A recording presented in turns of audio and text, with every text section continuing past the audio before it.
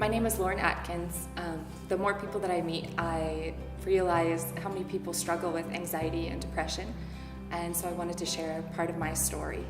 I struggled with anxiety from a very early age, since elementary school. I just remember feeling very uncomfortable in situations that didn't warrant discomfort. I didn't have a name for it. I didn't know what it was. That was just kind of my life. By the time college came around, I definitely had full-blown anxiety and panic disorder.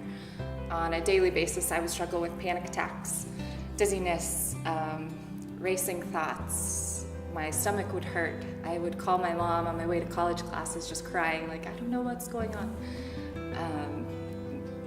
That was my college experience. And then the year that I graduated college, I ended up getting really, really sick, and I was shuffled around from specialist to specialist, and they finally discovered that I had something called Epstein-Barr virus, and it had attacked my central nervous system. I was hospitalized several different times, and there was different specialists working on my team to try to figure out why my immune system wouldn't fight this virus that was attacking my body.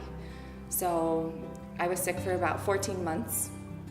And in that time, I really kind of hit rock bottom with depression for the first time in my life, along with the anxiety disorder. I just, it was overwhelming, and I didn't know how to respond to that. I was a believer through this time, but I never invited God into that part of my life. I don't know, I guess I didn't believe he was big enough to do something about it, which doesn't make sense now, but that's how I felt at the time. As my body healed, I was still dealing with the emotions of all of that. There were days that I couldn't get out of bed because of depression, and then when I could, I would not be able to leave the house because I'd have panic attacks.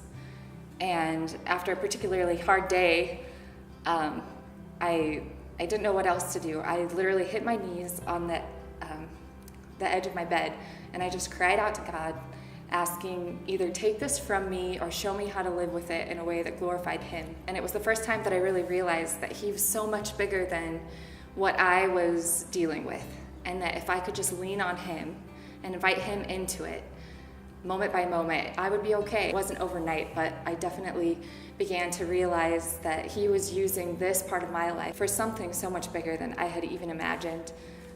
He was using it to speak to other people. I threw myself into service with the church, into service at work in different groups, talking with people who struggle with anxiety and depression.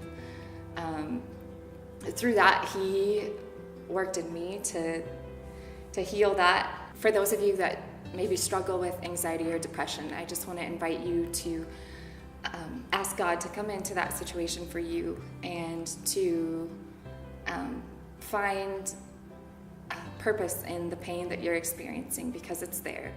This is my story. My name is Lauren, and I'm a Trace.